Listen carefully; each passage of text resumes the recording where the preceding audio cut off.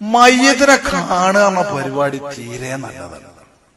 കുളിപ്പിക്കുമ്പോ വരെ, കുളിപ്പിക്കണ നേരത്ത് വരെ മുട്ടുപൊക്കിലിട കാണൽ തൊടൽ രണ്ടും ഹറാമാണ്. അല്ലാത്ത ഭാഗം ആവശ്യമില്ലെങ്കിൽ കറാഹത്തുമാണ്. ഞാൻ കുളിപ്പിക്കുമ്പോ പറഞ്ഞുതരാം, ഇടക്ക് വെച്ച് പറഞ്ഞത്. അത് വലിയൊരു ഗൗരവമാണ്. ഇവിടെ ഉണ്ടോ എന്ന് പറഞ്ഞൂടെ, ഇവിടെ ഒന്നും ഇല്ല എന്നാ ഞാൻ മനസ്സിലാക്കണം. അൽഹംദുലില്ലാ, എന്റെ തന്നെ അനുഭവത്തിൽ ഉണ്ടായിട്ടുണ്ട്. ഒരു സഹോദരി മരണപ്പെട്ടിരുന്നു. അങ്ങനെ മരിച്ച അദ്ദേഹത്തിന്റെ ആ പെണ്ണിന്റെ ഭർത്താവ് ഒരു സാമൂഹ്യ പ്രവർത്തനം, ഞങ്ങളെ വലിയൊരു പരിചയം, ഹജ്ജിന് കൂടെ ഉണ്ടായിരുന്നു. അങ്ങനെ ഞങ്ങൾ 4-5 ആള്, മമ്പാട് ഒരു തങ്ങളുണ്ട്, കിടങ്ങായ മലവിദാരിമിയുണ്ട്, ഞാനുണ്ട്, ഒരു മഞ്ചേരി അബ്ദുറഹ്മാൻ ഹാജി, ഞങ്ങളൊക്കെ പോവാ. ഇങ്ങനെ പോയി അവിടെ ചെന്ന് നോക്കുമ്പോ ഈ പെണ്ണിന്റെ ജനാസ മുഖണ്ട് വെളിവാക്കിയിട്ട് പരസ്യമായിട്ട് മിറ്റത്ത് വെച്ചിട്ട് എല്ലാരും ഇങ്ങനെ കാണാം. അപ്പൊ എന്നോട് ഈ അലവിദാരിമി പറഞ്ഞു, വാക്കവി ഏതായാലും നമ്മളിവിടെ വന്നു, നമ്മൾ ഒന്നും പറയാൻ ഞാൻ പടച്ചോണ്ടിരുന്ന് ഞമ്മക്ക് കുറ്റം കിട്ടൂല ചോദിച്ചു. പ്രശ്നമാക്കാത്തവർക്ക് പറയണം എന്ന് പറഞ്ഞു. അവിടെ ഉണ്ടായിരുന്നു നല്ലൊരു കാരണമില്ല. അയാളെ മുഖം കണ്ടിട്ട് എന്നാ റാഹത്ത്, അയാൾ ഞങ്ങൾ സ്വകാര്യമായിട്ട് വിളിച്ചു. ഞങ്ങൾ അന്യ നാട്ടിൽ നിന്ന് വന്നാണ്ട് ഇത് പറയേണ്ട, നിങ്ങളതൊന്ന് പറഞ്ഞാൽ വളരെ, ഞാൻ പറഞ്ഞോളാം, പാടില്ലാന്ന് ഉറപ്പല്ലേ? ഉറപ്പാണ്.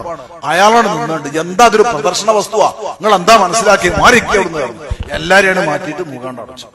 ഞാൻ എന്റെ പ്രിയപ്പെട്ടവരോട് പറയാണ്, നിങ്ങൾ ആരും അതിൽ പ്രയാസം തോന്നരുത്. ജീവിതകാലത്ത് കാണൽ അനുവദനീയമായവർ അല്ലാതെ മറ്റുള്ളവർക്ക് കാണാൻ സൗകര്യം ചെയ്തു കൊടുത്താൽ, ആരാണോ സൗകര്യം ചെയ്തു കൊടുത്തത് അവർക്ക് അത് വലിയ കുറ്റവും ശിക്ഷാർഹവും തെറ്റുമാകുന്നു എന്ന് അള്ളാനെ സാക്ഷി നിർത്തി എന്റെ പ്രിയപ്പെട്ട മുഅ്മിനീങ്ങളെ മുമ്പിൽ ഞാൻ ഈ വിഷയം ഉണർത്തുന്നു.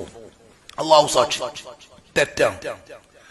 ഒരാണു മരിച്ചാൽ ആണുങ്ങൾക്ക് കാണാം, അത് അമുസ്ലിമീങ്ങളായ ആണുങ്ങൾക്ക് വരെ കാണാം. തൊട്ടാൽ ഓതു മുറിയാത്ത വിധമുള്ള കുടുംബങ്ങളാകുന്ന സ്ത്രീകൾക്കും കാണാം. ഇതുപോലെ ഒരു സ്ത്രീ മരണപ്പെട്ടാൽ അവരുടെ കുടുംബാംഗങ്ങൾക്ക് കാണാം. കുടുംബാംഗങ്ങൾ പറഞ്ഞാൽ ഓതു മുറിയാത്ത വിധമുള്ള കുടുംബങ്ങളെ പൂട്ടുള്ളൂ.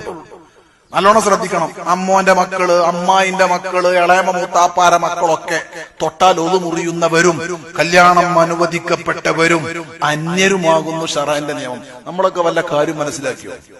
എങ്ങനെ പടച്ചറബിന്റെ ദീനിൽ അത്യാവശ്യം ഗൗരവ. 10 വയസ്സായ ആങ്ങളെയും പെങ്ങളെയും ഒപ്പം ഒരേ ബെഡിലോ ഒരേ പായലോ കടക്കൽ ഹറാമാണെന്ന് ലോകത്തെ പറഞ്ഞത് ബുദ്ധിമാന്മാരിൽ ബുദ്ധിമാനായ അഷ്റഫുൽ ഖൽഖ് മുത്ത് മുസ്തഫ മുഹമ്മദുർ റസൂലുള്ളാഹി സ്വല്ലല്ലാഹു അലൈഹി വസല്ലം തങ്ങളാണ്. സ്വന്തം പിതാവും മോളും, 10 വയസ്സായ മോളും പിതാവും കൂടെ കിടക്കൽ ഹറാമാണ്. 10 വയസ്സായ മോനും ഉമ്മയും കൂടെ കിടക്കൽ ഹറാമാണ്. എത്ര വലിയ ഷെയ്ഖോ മഷായിഖോ ഉസ്താദോ മൂല്യാരോ ആജിയാരോ എത്ര നല്ല ആളായിക്കോട്ടെ, ഒരന്യ ആണും പെണ്ണും ഒരു റൂമിൽ തനിച്ചാകൽ ഹറാമാണ്. ഇതൊക്കെ അള്ളാന്റെ ദീൻ പറഞ്ഞതാണ്. വളരെ ഗൗരവം. ഞാൻ പ്രത്യേകം ഓർമ്മപ്പെടുത്തുന്നു, നിഷിദ്ധമാകുന്ന ദർശനം ഒരു നിലക്കും പ്രോത്സാഹിപ്പിക്കരുത്. ചില സ്ഥലത്തൊക്കെ ഉണ്ട്, ഒരാൾ ഇവിടെ അങ്ങനെ നിൽക്കും, എന്നിട്ട് വരുന്നവർക്കൊക്കെ ഇങ്ങനെ പൊന്തിച്ച് മുഖം കാട്ടിക്കൊടുക്കും.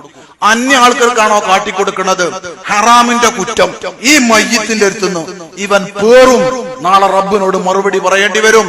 അള്ളാന്റെ ദീൻ വ്യക്തമായി എന്റെ പ്രിയപ്പെട്ടവരോട് ഞാൻ ഓർമ്മപ്പെടുത്തുന്നു, ഹറാമാകുന്നു.